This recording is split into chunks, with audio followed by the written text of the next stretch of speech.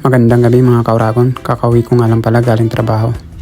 Pero actually dapat kanina pa ako umuwi kasi may pupuntahan ako ngayon. Kasi despedida ng simpay namin or yung mga nauna sa amin dito. Kasi tapos ng kontrata nila, uuwi na sila ng Pinas. Kaso nagtanong ang boss ko kung pwede pa daw ako mag-extend ng isang oras kasi kailangan daw ng materyales sa next process. Ako naman si matakaw sa OT, ayun, pumayag ako kahit meron akong pupuntahan pagkalabas ko. Pupunta kasi ako sa bahay ng tropa kasi doon gaganapin yung despedida ng simpay namin or yung mga nauna sa amin dito. Huling banding daw bago umuwi sila kasi baka di na daw kami kita-kita sa Pinas. Kaya ito ngayon, pandalas ako, naghapat lang ako kasi wala nang oras. Tsaka hinihintay na ako ng mga kasama ko sa bahay kasi sabay-sabay na daw kami pumunta doon sa bahay ng tropa. Nag-jacket nga ako kasi taglamig ngayon dito sa Japan. Malamig sa labas. Ito na nga sila guys, nakasakay na sila sa mga kanyang service, mga Ferrari. Ito ang pangmalakas na namin ditong service. Kahit malalayo, nararating nito. Papunta na nga pala kami guys. Bike lang kami papunta doon sa bahay ng tropa. Dito nga pala guys sa Japan, wala madalang ka makakita ng street light. Halos dito yung daan madilim. Lalo na sa pag mga probinsya. Makikita nyo lang na may ilaw dito yung mga crossing or mga stoplight. Yun talaga ang meron dito. Dadaan nga pala muna kami guys ng Family Mart kasi sigurado nagiinom sila doon, mga hard na naman. Eh hindi naman tayo nainom kaya bibili tayo sa Family Mart ng beer para meron tayong pang props para makaligtas tayo sa tagayan. Asahin na lang bibili namin kasi ito lagi nilang ininom kapag may mga party sila. Tsaka ito ang number 1 ng Japan, beer. Super dry Asahi.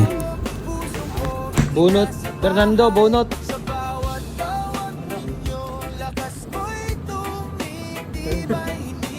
Sayahin. Saan kayo? Palawain mo na.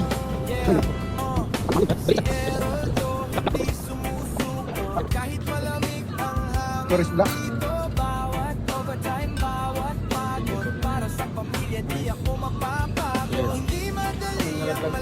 Nasinggiro na si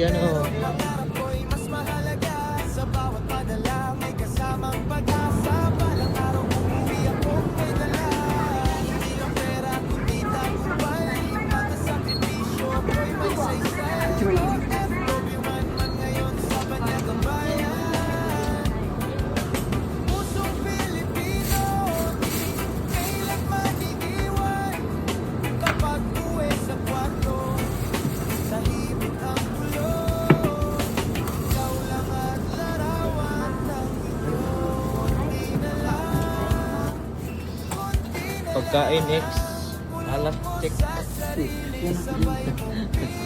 Pagkain X. Yun no, nakahawak pa ng kamay ng Haponesa.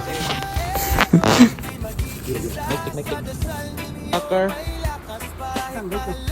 Wala na, di na alam yung bike. Ay nakita sa BMW.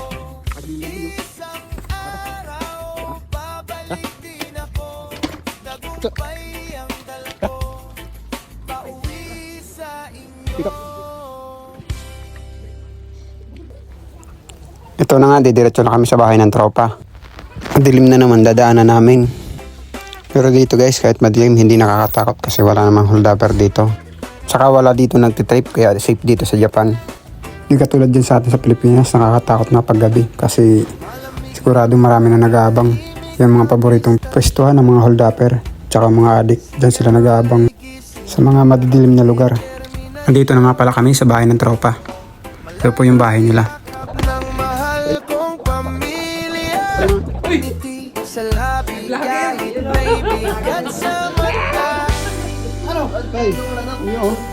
Sa bawat pawis na pumapata,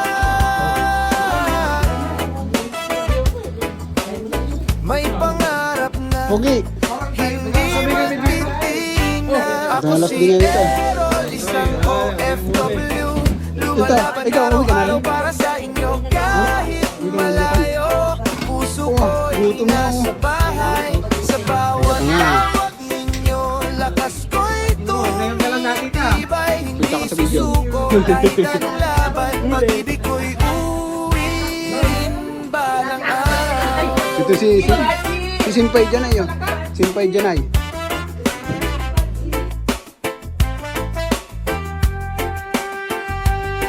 Sa gabi ng pagod, bituin ang kasama. Tahimik ang kwarto pero maigang alaala. Miss ko na ang tawa sa hapagkainan. Simpleng yakap, simpleng kwentuhan. Sa bawat pawis na pumapata. May pangarap na hindi matitignan. Ako si Errol, isang OFW. Lumalaban araw-araw para sa inyo. Kahit malayo, pusong ko ko'y nasa bahay. Sa bawat tawag ninyo, lakas ko'y tumitibay. Hindi susuko kahit anong laban. Pag-ibig ko'y uwiin balang araw. Yeah, si Errol to hindi sumusuko. Kahit malamig ang hangin dito. Bawat overtime, bawat pagod para sa pamilya, di ako mapapa